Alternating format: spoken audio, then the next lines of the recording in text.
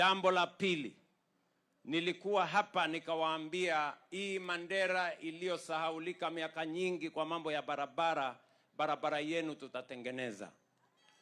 Barabara iliyokwama miaka 7 ya kutoka hapa Mandera kwenda Fino mpaka Lafe.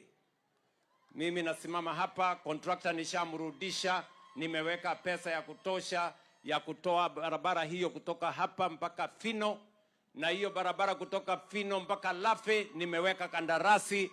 Mimi nitarudi hapa kuianzisha na kuijenga na kuikamilisha. Mandera hoye! Barabara ile nilisema kutoka Isiolo mpaka hapa, contractors 7, actually 8 wanaendelea na ujenzi. Contractors 3 wa kutoka pale Kobo kwenda Elwak na kutoka Elwak mpaka ifike hapa walikuwa wajeuri, lakini wale wajeuri niliwafukuza. Natafuta contractors wengine ambao watakaojenga barabara hiyo. Ile annuity ilikuwa ya kutoka Ramo mpaka hapa. Tayari tumewalipa wale watu wa annuity, tumewatoa.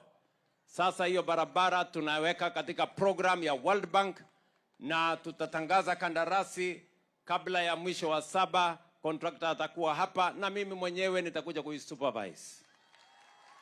Waswahili wanasema ahadi ni nini? Iko dawa ingine ya deni? Si mpaka mtu alipe. Sasa wazia ni nini?